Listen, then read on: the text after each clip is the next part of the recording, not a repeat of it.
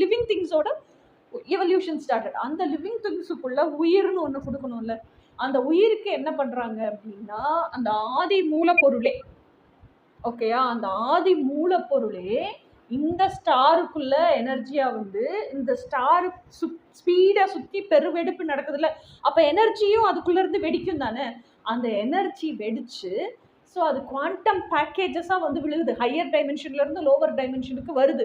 அப்போ இந்த 7 billion people இருக்காங்கல்ல, 7 பில்லியனுக்கானத்தானே உள்ளே அடக்கி வச்சுருக்காங்க, அதெல்லாம் உடஞ்சு திவளைகள் ஆகுது. ஓகே, அந்த எனர்ஜி பேக்கேஜ் உடஞ்சு திவளைகள் ஆகுது. ஸோ இதெல்லாம் உங்களால் இமேஜின் பண்ணி கற்பனை பண்ணிக்கிட்டே கேளுங்க, அப்போ தான் உங்களுக்கு முழு ஸ்விங்கு நான் என்ன சொல்கிறேங்கிறது புரியும். ஓகே, எனர்ஜி குவாண்டம் பேக்கேஜஸாக ஆகுது. ஸோ ஒவ்வொரு பேக்கேஜ் பெருசாக விழுகுது. Okay, so that is called soul group. அந்த சோல் குரூப்புக்குள்ள இதெல்லாம் ஆல்ரெடி நான் எக்ஸ்பிளைன் பண்ணியிருக்கேன். அந்த சோல் குரூப்புக்குள்ள எத்தனை சோல்ஸ் இருக்கோ அது கடைசியில் அல்டிமேட்டாக கடைசியில் ஒரு சோலாக ஆக்குற வரைக்கும் பிரியுது.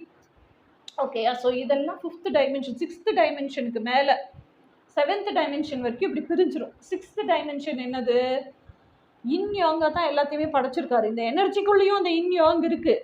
அண்டத்தில் இருக்கதான் பிண்டத்தில் இருக்குது, எனர்ஜிக்குள்ளேயும் இன் யாங் இருக்குது. அப்போ இந்த பிண்டம் வந்து இப்போ ஹியூமன் பர்த் எடுக்குது, தாய் வயிற்றுல கருவாக உருவாகுது.